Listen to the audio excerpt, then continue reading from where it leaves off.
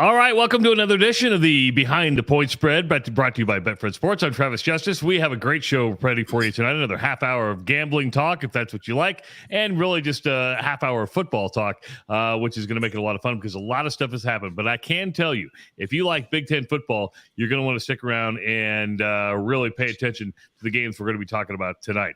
But first, let's kind of go through what the show is going to be about. First of all, we want you to download the brand spanking new Betfred Sports app. You can find it in the Google and Apple Play stores. If you live in Arizona, Colorado, or Iowa, we're going to give you a $20 free bet by just using the promo code DocTalk when you open up a brand new account. Again, that's DocTalk when you open up a brand new account. Tonight's show is for entertainment purposes only, and if you do have a gambling problem, call 1-800-GAMBLER. If you don't follow the DocTalk social media pages, please do so. If you're watching on YouTube right now, just hit that subscribe button. You'll be informed when we got new videos come out, which is a lot lately. Like the Doc Talk Facebook page and follow Dr. Rob Zatechka on Twitter at Doc Talk Sports, and follow me, Travis Justice, at Travis Creates. This is a call-in show. We want you to call in. Again, write this number down, 402-543-5556. 402-543-5556. I'm telling you right now, Dr. Rob and I did a 2.5-hour show when Scott Frost was fired on Sunday. We had calls from Virginia all the way to Hawaii.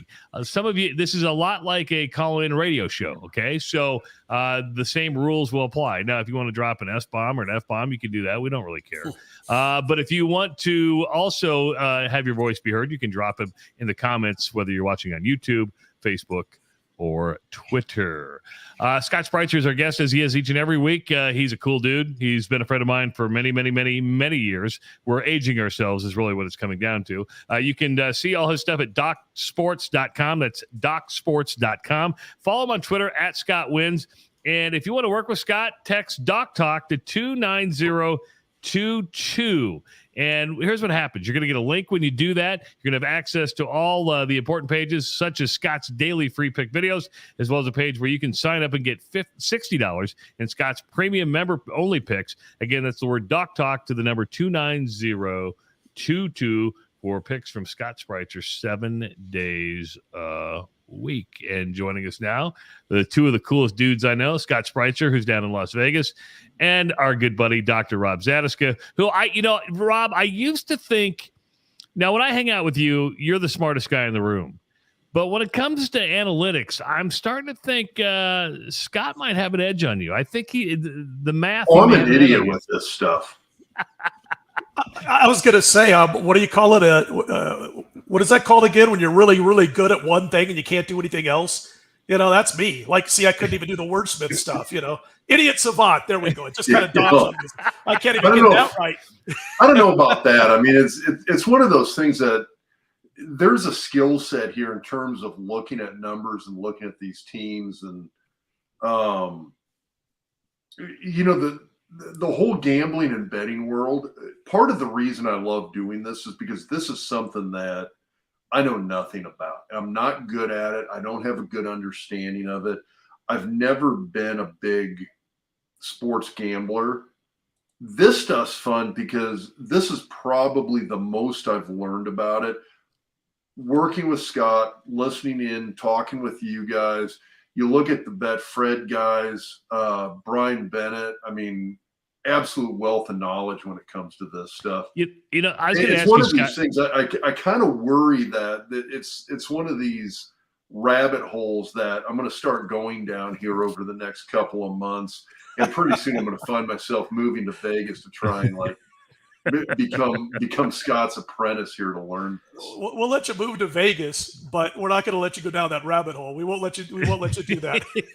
Are there a lot of people like Dr. Rob and myself? I'm not a huge bettor because I don't like parting with money because I don't have any money, right? But are there a lot of telling me about how you're using the Betfred app and going over to the strip club in Iowa. Well, here's the deal. A $5 parlay is not going to hurt you, right? I mean, you're like, okay, I'm going to do $5, and because you can do $5 on there. After that, I'm not like doing serious money.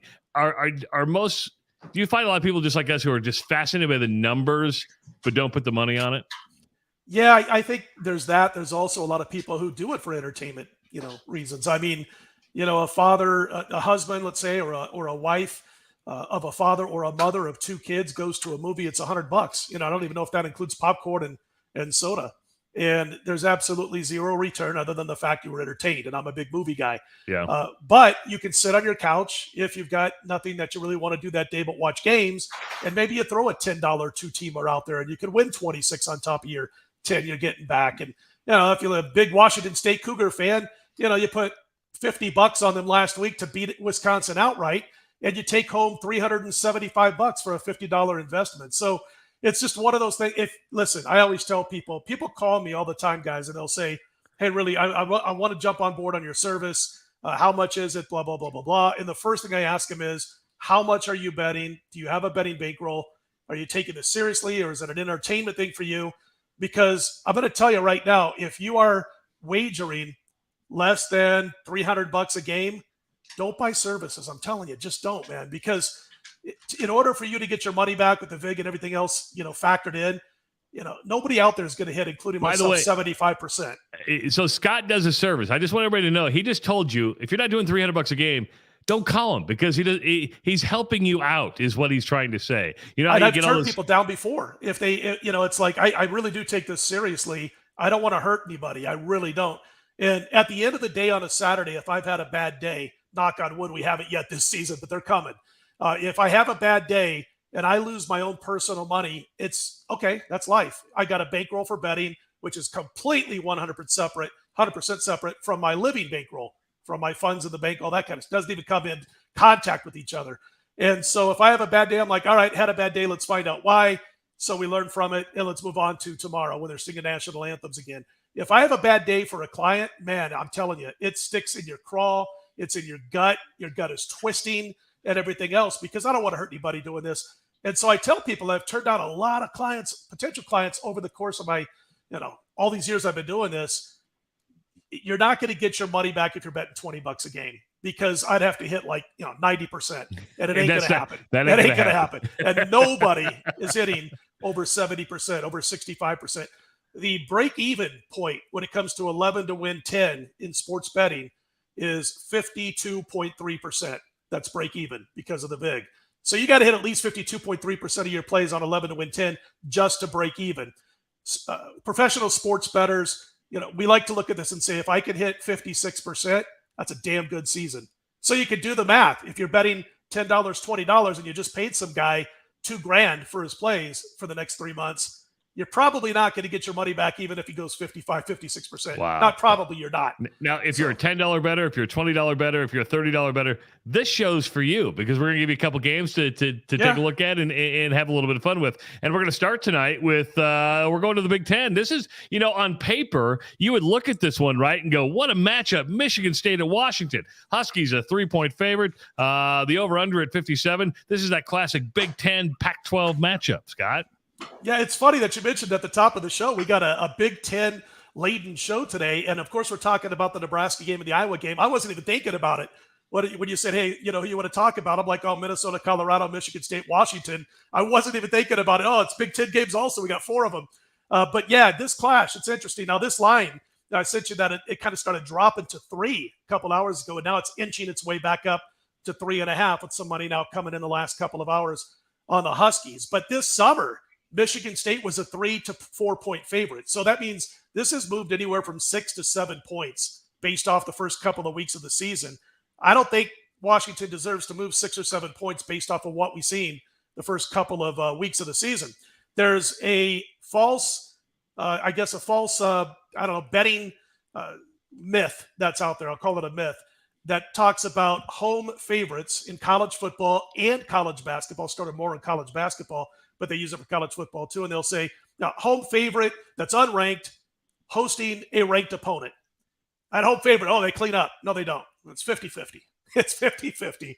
And it used to be a thing 20 years ago. It's not a thing anymore. Like anything else that works in favor of the bettors real well, sports books obviously pick up on it, and they make you pay premiums on those lines. They edge the lines a little bit more towards what can benefit them the most. That's their job.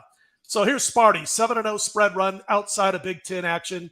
I like underdogs who can run and stop the run. They've allowed only 81 yards rushing so far through the first couple of games. They ran for more than 6 yards per pop themselves against Western Mich. And I know that the first two opponents haven't been, at the level of Washington. At the same time, Washington isn't, I don't think, night and day better than they were a season ago when they lost their last 7 of 8 games, when they lost their season opener last year at home to Montana, 13-7. They are better than last year. They are better than they were, for that entire season. The talent is there to make a jump eventually, but it's tough to gauge how good they are. They just played Portland State and Kent State. And here's the scary part if you're Washington. You just got outrushed by Kent. It was close, but you got outrushed, and you gave up 4 yards per carry in that game against Kent. If you're giving up 4 yards per carry to Kent, you're probably going to have a rough time on defense against Mich State. And so I do think the Spartans, especially now that it's inching back up to 3.5, is the way to go in this game. Rob, you've played at Husky Stadium in Seattle, correct? I have. Not an easy place to play. Yeah, it all depends on what kind of crowds they're getting too, right? I mean, back in the Don James era, they were packing the place. I don't even know what kind of crowds they're even getting in Seattle anymore. Well, when I was there, that's a little bit of a skewed argument because that was a heck of a lot different Washington team. I mean, Don James was a hell of a coach. He had Lambright at D coordinator who took over and was a pretty solid coach himself. They were coming off when we were up there. That was in '91, and they were coming off of a national title season. Still had a slew of NFL guys. So I mean, it's kind of a night and day. I mean, it's an apples and oranges comparison, in my opinion. It's a tough place to play. I think Michigan State's generally does reasonably well on the road. They're not a bad travel team. I look at Washington and I kind of wonder. You look at it. It's not Chris Peterson anymore. Who's the coach? Is it DeBoer? I think. I don't even know who the coach is. I should know this because the guy who took Peterson's place has already been fired, right? If I'm not mistaken. Kalen DeBoer. Yeah. Kalen DeBoer. So, I mean, not exactly the big name guy you're looking for there, but I don't know. It's an interesting game to me just for the fact that Mel Tucker's coming off of that season that he had last year, the productivity Michigan State had, their ability to take advantage of opponents' mistakes, something about like the Nebraska game. It's a pretty well-coached team, and it's coming in under that. Is this their second or third full year under Tucker? I think it's the second full season, yeah. Okay, so second full season under Tucker.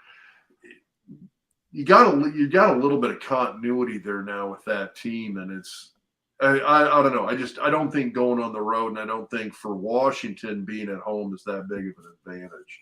Got a question coming in for Scott. Scott, what do you think of Texas State plus 30 over Baylor? Baylor coming out physical game. Texas State covering FIU. Baylor at Iowa State next week. Any value in Texas State big physical O-line? Just to be candid, I'm not playing this game, but remember Texas State found ways to lose to Nevada. Nevada's a 23.5 point underdog to Iowa, who hasn't even scored a combined 23 points in 2 games. So that kind of gives you a little bit of a read on Texas State, who originally was about a 10-point dog to Nevada, then became a short favorite. But yeah, it's a game I stay away from because you do have Baylor, who just comes off that hard-fought overtime game, and they did so at altitude to a certain extent. And of course, it was physical. It was right down the wire. And Baylor could come out in this game and go through the motions and win by 4 touchdowns. That's the scary part. So there's very few times when a team's coming off a very tough loss where I want to lay a bunch of points with them. That would be the case in this one. I would just pass altogether. 402-543-5556. We'd love for you to call. The lines are open. I've got producers upstairs who are Owen and Lizzie are just waiting for your phone call. So if you got a question for Scott or even Dr. Rob, go ahead and, again, 402-543. Are you paying your producers? Or is this a tacos and beer kind of thing? It's a tacos and beer type of thing. We're going to stay in the Big Ten in another Pac-12 matchup. This one going to be at the Big Ten house. And let's be honest, Colorado is shit. They're not any good. They're horrible. Minnesota, we had Mitch Sherman from The Athletic on our podcast, Scott. He thinks that Minnesota actually has a good chance at winning the Big Ten West Division. And PJ Fleck, I didn't like him at first. The guy's growing on me, but they're 27.5 point favorite. That over under at 40. Is it 47? I believe it is 47. Correct. Yeah. And listen, I saw the other day, maybe it was a couple weeks ago, whatever, about Bill McCartney turning, I think, 82 years old.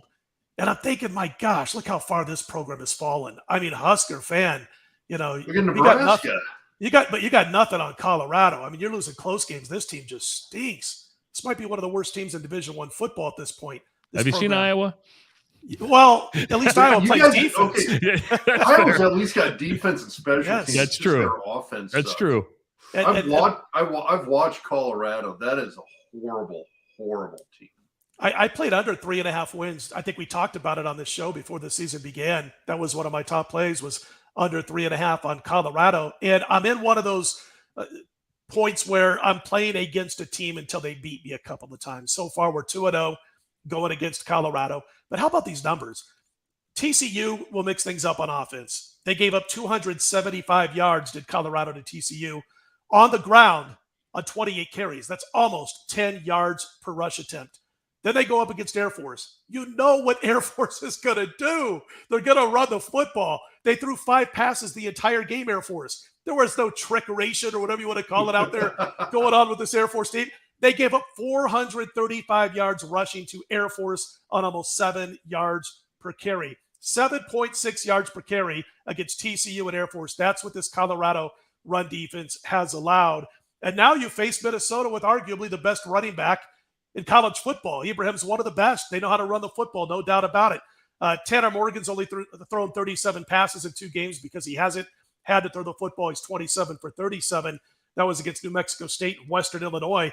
I don't know how much better Colorado is. I mean, my power ratings say that Colorado would be a 10-point favorite over New Mexico State on a neutral field, but I wouldn't lay those points, not with this team. And so it's a situation to me where, boy, you add a little bit of that home field advantage. I made this line on a neutral field 26. Throw in some home field advantage. Throw in the way Colorado has been knocked all over the place, and I've got to play on Minnesota. And again, it's one of those things where I'm playing against Colorado until they beat me a couple of times. I think they're that bad. And, I was talking about McCartney. Those last, I guess it was 4 years, if I recall correctly, 58-11. That's how far this program has dropped. He was like 86-30 with a couple of ties after the first 3 years when he rebuilt this program. And when you think back to those days, you think of Rob's playing days, and you think of stuff like, it was Oklahoma, it was Nebraska, it was Colorado in the Big 8. And to see how far this team has fallen, I tell you what, I'd lay 20 with Nebraska over Colorado probably. That's how bad they are right now. This offense won't even do anything. They were kind of the Ohio State of that era. I mean, they were that team that kind of played for the national title every half a dozen years. They were always in a big bowl game. They were always a top 5 team, but they were just an absolute NFL factory. Yep. I mean, the number of NFL guys that came out of there was amazing. You mentioned Rob's playing days. Look at that guy right back there in the back. Wow. Huh? I like hey, you like that picture. Turn the page. Show the picture of me against Kansas. You're massive. Hold on. Oh, here's Rob. This is Sports Illustrated, by the way. Look at Rob. Just wow. Total. Look how big he is there. How much did you weigh out right now, man?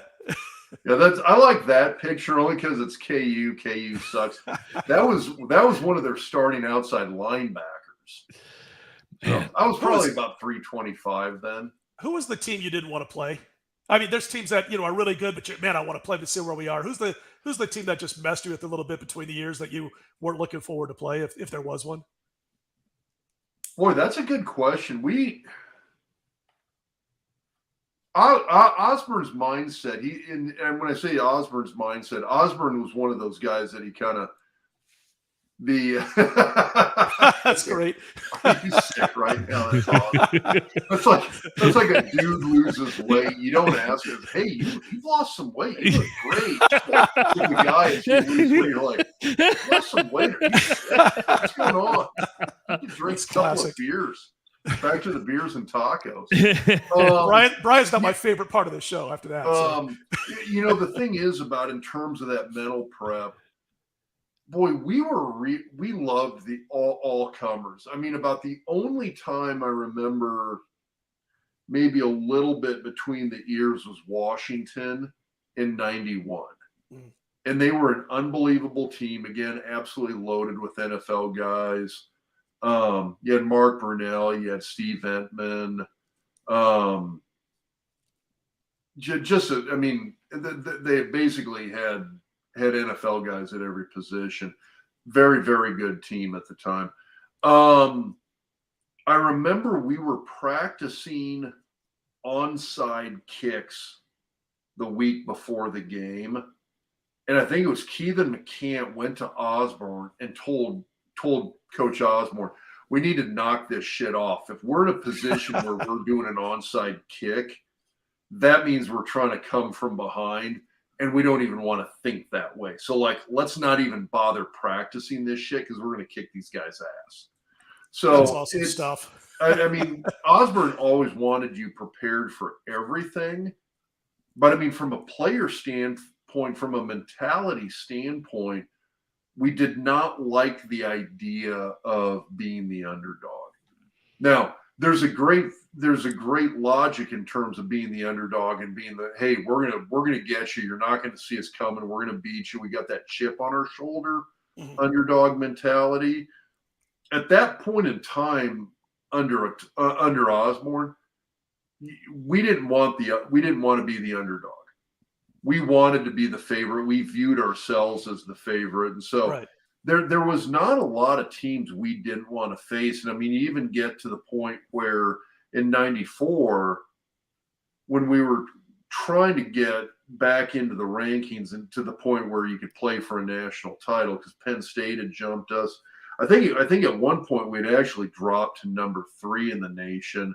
We beat Colorado, and again, who's who in the NFL draft in Colorado in 94. Bounced back up to, I think within a week or so, we bounced back up to number 1. But, you know, towards the end of that season, everybody on that Nebraska team wanted to play Miami in the Orange Bowl, and that was kind of the direction things were going.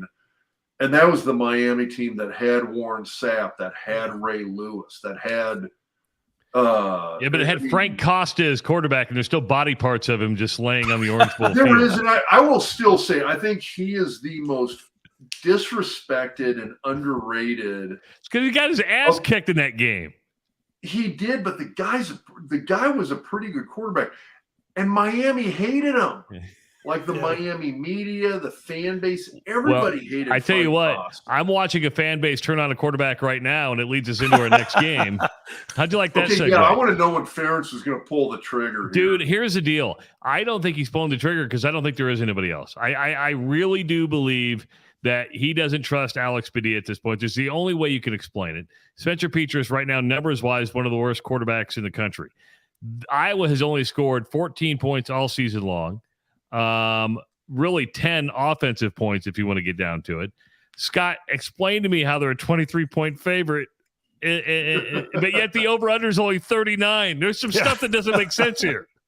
Yeah, it's kind of crazy. They're expecting, I guess, about a 30, that would make about a 36-3 win or something like that. Yeah. Does Nevada actually have a worse offense than Iowa? The offense might not be. It's so bad, Rob, because Nevada, you're used to seeing in some of the bowl games over the course of the last, 25 years. It's not UNLV. This is Reno, and they've always fielded a good team. But remember, before the season began, I think it was before week 0, we were talking about them, and I mentioned I played them under 4.5 wins, and I expected them to start 3-0. I didn't think they'd win another game. Well, they're 2-1. I got a break. They just got their butts kicked by Incarnate Word in Reno, 55-41. Incarnate Word. Isn't that an NAIA school? Wait a second. They got beat by Incarnate Word. 55-41 in Reno. And remember, I told you that 45 players from last year's roster are no longer on this football team. The coach left for Colorado State, took assistants with him, took some players with him, and everybody else said, okay, we're jumping ship because we were here to play for Norvell, and now he's gone. So 45 players from last year are not on this team. They got an extremely lucky start with 2 of their wins to get to 2-0. And again, I thought they'd be 3-0, and I thought it's still extremely safe for under 4.5 wins. They're 2-1 because they gave up 55 points. Now, in Incarnate Word, let me just jump in here real quick and say this. They got a bunch of D1 transfers on this year's team. Okay. And they could vie for a title at their level. So it's not like a terrible football team. Maybe they got a better offense than the Hawkeyes. We'll find out. Statistically, they do. Where is Incarnate Word? It's in Texas. It's a Texas school. Yeah. Texas school. Let me guess. It's in Abilene. No, it's not Abilene. I'm trying to think. I can't Is it San remember what Antonio? exactly it is. San Antonio, that's it. Yeah, it's Okay. outside of San Antonio. I think they play at a stadium that holds like maybe 12, 15,000 people. It's a Yeah. real small stadium. But, I look at this and I'm thinking, okay, I know ICW is a good program at their level. They gained 616 yards against the Wolfpack, 210 on the ground, 406 through the air. I'm telling you what, if Petrus and the Hawkeye offense can't put up 28 points in this game, they might as well just pack it in. We talked about this before week 0, how bad this football team is for Nevada because they're completely in a rebuild. Here's what I would say. If they cannot win this game by at least a final score of 38-7, the Hawkeyes, that offensive staff, they ought to either leave, get out of Iowa City altogether, or say, you know what? We got work to do. We're not even going to take a paycheck for the next 3 weeks. That's how much I believe that Iowa has to go out there and beat a team like the Wolfpack, who basically have nobody left to play. I mean, it's a bunch of newcomers. They've got a brand new coach, brand new systems, both sides of the football. But yet I'm not going to lay the 23.5. I can't trust this offense. This is like last week saying, oh, no, Nebraska's 23.5 over Georgia Southern. This is a game they should handle. I'm like, I'm not touching that. I'm not touching Iowa until if they might not score 23, 24 points, right? So until they do, I got to see the proof.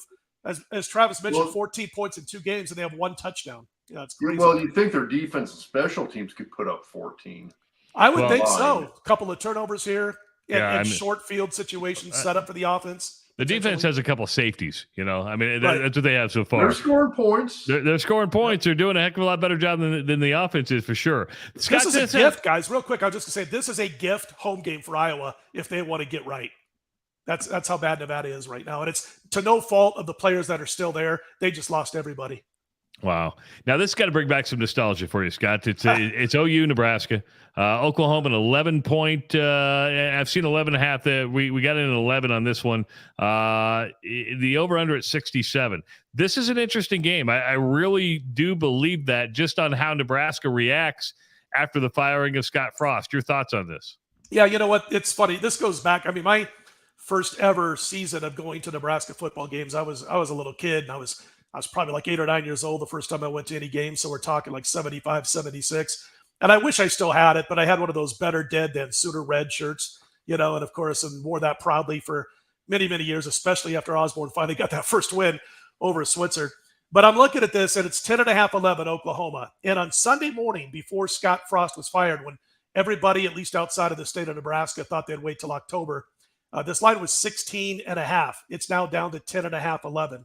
The money's been coming in steadily on the Huskers, and it's kind of funny that they are, because you would think that the number wouldn't have been that high in the first place, only because Nebraska plays nothing but close games. Under Frost last year and this year, they're not getting blown out. It's all close losses. And so I was a little surprised it was 16.5 on Sunday morning. The bottom line is that, listen, there are only 2 teams on Nebraska's schedule that I still think have more individual talent than them overall as far as depth, and that's Oklahoma and Wisconsin. But this line was 3.5, 4 3 months ago. And to see it jump 13 points based off of 3-point losses in 2 of their 3 games is a little bit crazy. Oklahoma only led Kent State 7-3 in the third quarter, and they finished dead even in first downs in that game with Kent State at 20. They had a +2 turnover margin that they took advantage of. And they wore down Kent kind of the way Nebraska sort of did against North Dakota, although that could be disputed whether they wore them down completely or not. Listen, Oklahoma should win this game by a couple of touchdowns. I don't know how Mickey Joseph and his defensive staff all of a sudden in less than a week gets this team or this defense to all of a sudden realize, hey, we got to keep our gap assignments. I mean, I saw Carricker. I love watching Carricker, by the way, guys. I watch your show. I watch Carricker, and he's talking about this is nothing difficult. This is not tough. He's talking about where you line up in your A gap and all that kind of stuff and everybody else. And it's like, I don't know that they can turn this around that fast. That's a big discipline issue, I guess, from the coaches right down to the players. Rob would know more about this than I would. But from analyzing these games all these years, I'm hoping they keep it close, man. I want to see Mickey Joseph do well, see the players do. The fans deserve so much more. The players that committed to this program deserve so much more. I'm not going to play the game. Travis asked me, Dr. Rob, yesterday, he goes, what's that line? I go, it's dropping. It's down to, at the time, 11.5. He goes, are you getting involved? Nope. And he goes, discipline? Goes, discipline? And I went, absolutely. There's a million games on the board that I'm involved in, and this won't be one of them, but neither will the Iowa game. Yeah, I wouldn't. I wouldn't touch it either. I mean, but see, you're a seasoned vet. There's some people like to. I think it was Brian earlier said, "Oh, I played Texas State against Nevada." I said, because somebody gets that in their head. Well, I'm going to play Texas State, or you played Nevada, or whatever it was. But sometimes you can't bet with your heart, right? You got to do the homework. Absolutely. You got to. Hey, I want to show you guys something. Rob, you've seen this. But this is from our good friend David Max and our good friends over at Fanalytics. They have this is a prototype. So right now, Scott, if you go to Fanalytics, you can follow any NCAA college football game, any NFL game, and do a lot of in-game statistic stuff, right? Well, this is an actually development one where you can do some pregame statistics and kind of break down really what it is. And something that really came out to me, let's say you just want to do some average betting, right? Here is, look at the tackles for loss, Oklahoma. They're at 20 this year compared to 6 for Nebraska, right? And you can go into the sacks. They have a total of 64 yards in sack yards. You can just really break it down analytically. And I just want everybody to know that Fanalytics is going to be coming out with this pregame stuff. You can do it during the game and follow along and get a lot of that especially if you like to bet on your apps in game. A lot of good information there, but really cool stuff. And Rob, you and I have talked to him on the podcast. What they're doing with this stuff is really super cool. No, this is fun stuff just because it might be the most interactive data analysis that you can get into as a fan. I just like the fact that you can kind of get in there and play around with this and look at all of these different numbers. You are much more sophisticated than most of us, Scott. But I mean, when you see something like that, are those tools that like novice gamblers are using a lot more and more to get that information? That's why bettors are so much smarter now than they were 20 years ago. It's not even close. The average bettor who actually studies this stuff, even if they have a full-time job and they spend a couple of hours a day on this stuff, is so much smarter night and day than the average bettor 20 years ago. That's why they call it squares, right? The public. They win 50% of the time. But like I just told you, you got to go 52.3 to break even. And so they lose their money over the course of time, but they're still hitting half their games. So and it's all because of things like this. It's funny when you put that up there, because the first thing I thought of is when we get off the air, I got to text Travis to make sure I got that website. I want to check it out because I'm a metrics guy. I'll send you the link. I'll send you the link. I'm more of a metrics guy when it comes to baseball than I am with football. Yeah. But I still love to dig into the metrics. I like in the NFL, one of the things that I like to look at, I'll give you just a real quick metric, just as an example. There's a thing called EPA per attempt.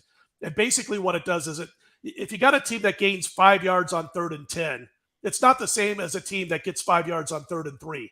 And so it's going to look the same in the box score, but they're so different in how much they matter over the course of a game and the course of a few games in a season that you really break down these metrics and start to find out, okay, which are the teams that get garbage yardage when it really doesn't help their game, and which team is getting the job done when it matters, when the first down is on the line or the fourth quarter, the game's on the line. So I look at all those kind of metrics, EPA per attempt, stuff like that, DVOA, which is a defensive statistic that takes out a lot of the luck and all that crap.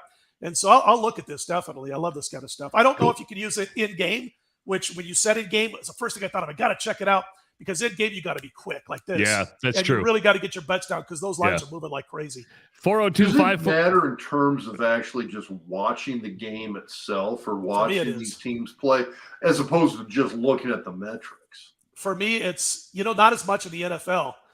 College football, I got to watch the games, man. I have got to see what's going on. I record as many games as I possibly can at home, and I'm watching games live. And then I go back and I'll watch a lot of games on Saturday nights when I'm handicapping my games for the next week, and I'll have them on. I have to watch college football. NFL, there's so many metrics, and those guys are all college football all-stars. It's more situational than anything else. 402-543-5556. Brad, welcome to Behind the Point Spread. You're on with Scott Spreitzer and Dr. Rob. What's up, man? Nothing. Thanks for putting me on. I got a few things to say and then a question. First off, I've been listening to the show. I've got some good plays out of you guys. Scott, I signed up for your service.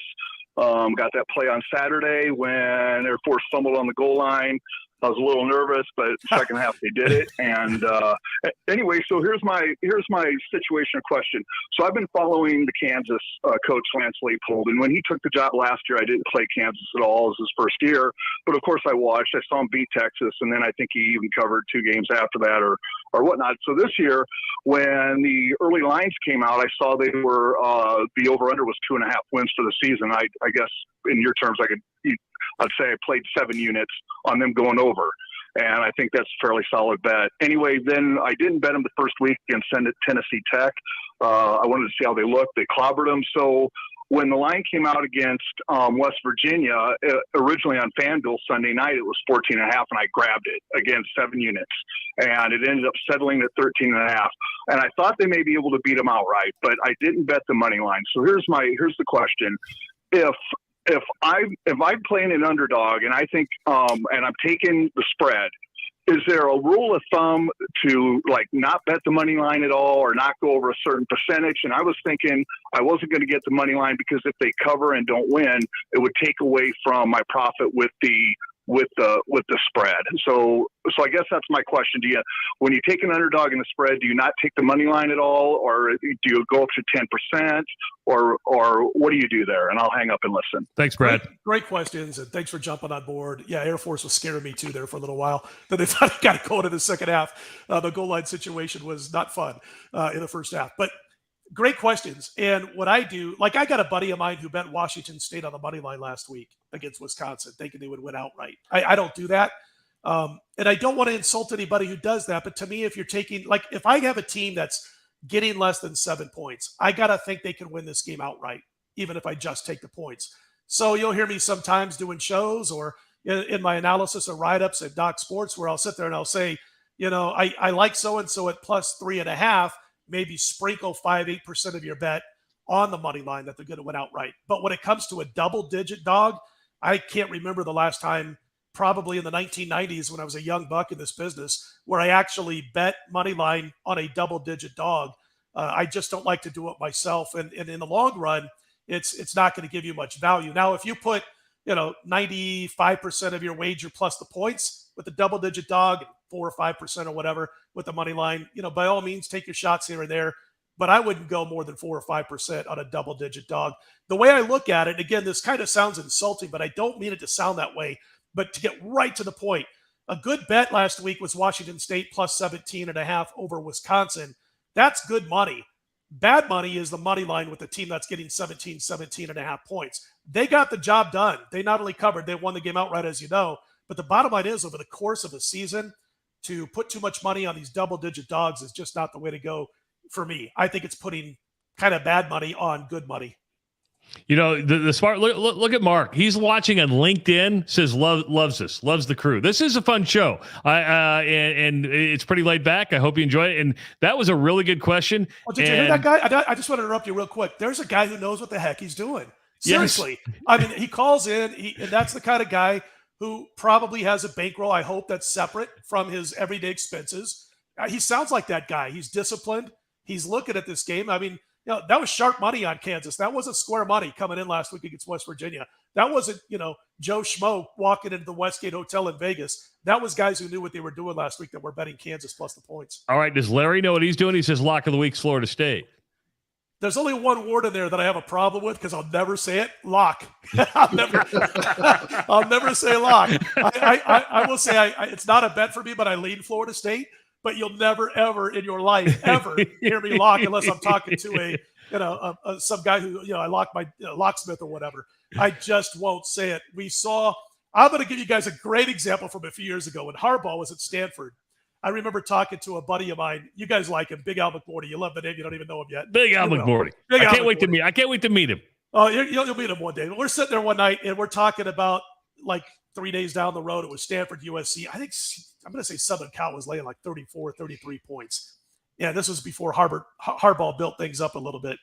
And I remember saying, well, at least they're going to win. I just don't know if they can cover that spread. Well, 4 hours later on a Saturday night, Stanford won the game outright. You don't say lock. You just don't do it. Well, I know Rob's hoping so because his daughter goes to Florida State, so he's going to be at the Florida State Clemson game a little bit later on in the season. So that'll be interesting to see how Rob handles that. We still have yet to do a show that's a half hour long. We're already at 39 minutes. Quick reminder that the Doc's Diagnosis takes place on Monday, Tuesdays, and Wednesdays. We learned a valuable lesson, Scott, about the Doc's Diagnosis. We can't record it when Dr. Rob's drunk. drunk. And we did that last week, and I don't know it if showed. it was a drunk thing. It was just we did it after we did essentially a 3-hour podcast. Yes. At that point, I'm tired. I just want to go home and go to bed. You did have a 12-pack of beer during that 3-hour podcast. I'm just telling you. I mean, you had quite a bit to drink. Yeah, but you drank 8 of those 12 beers. No, I think I don't know if that's the case or not. Of course, Scott joins us each and every Wednesday night at 8:00. If you want to talk to Scott, just like Brad did earlier, Brad has purchased Scott's service, and you heard Scott say earlier, if you're not doing $300 a game, he's probably not for you, but the show's for you. And if you just want to get some good freebies from Scott too, text the word 29022 and then use text Doc Talk to 29022. You're going to get a link where you get Scott's daily free pick videos, and you can also sign up to get $60 in Scott's premium members only picks. Again, the word Doc Talk to the number 29022. If you want a free bet from Doc Talk or from Betfred Sports, go ahead and download the Betfred Sports app and create a new account. Promo code DocTalk, $20 free bet in Arizona, Colorado, and Iowa. Again, that's on new signups. Tonight's show is for entertainment purposes only. Please remember that. If you have a gambling problem, call 1-800-GAMBLER. Follow Doc Talk Sports on the social media channels. Please subscribe to our YouTube channel. Follow Dr. Rob on Twitter at Doc Talk Sports. Follow me at Travis Creates. And, of course, like our Facebook page. Guys, did you have fun tonight? I'm sorry we still can't get it down to a half an hour. I'm a shitty producer because I should be off in a half hour. When I begged Scott to do this, I was on my hands and knees begging Scott, I'm only going to take a half hour of your time. I promise. And we're going like 40, 45 minutes every week. When you told me I was on with Dr. Rob, I almost paid you to be on the show. Come on, let's get it right here. I've been watching the show. What happened is about a month ago, more than that, a couple of months ago, I was commenting with Travis on a text about something you guys had said on a show. And he's like, you listen to the show? I'm like, as much as possible. So that's where it all started. Man, that is so cool. Scott gets all of his information. Yeah, well Rob and I talk after the show, and that usually takes about 90 minutes to 2 hours. Well, here's the deal. This is probably, and you and I have talked, this is a lot different than most shows you do, right? I mean, it's pretty. Oh, I love this. Yeah. Do you ever let your guard down on other shows? Like, okay, I'm not on with Travis and Rob right now. I did. Guys, I'm not a big cusser, swearer, whatever you want to call it. We kind of keep it out of our household. And I was doing a podcast. You wouldn't like it around here. There you go. I'm doing a show in Phoenix that I've been doing for 18 years, and I dropped the S-bomb, and it's terrestrial radio. And then I almost followed it up with an OF. I said S. No. What you do when that happens, all you have to do is say sorry, Dave, because Dave Remington used to get really mad at us for dropping the F-bombs all the time. And VSA is so buckled up, buttoned up. I got to be real careful on VSA, even though they could probably get away with murder on that show. But it's Brent Musburger, so what are you going to do? Yeah, exactly. All right, Dr. Rob, Scott Spreitzer, thanks so much. We will see you next week on another edition of Behind the Point Spread, presented by Betfred Sports. We'll see you then.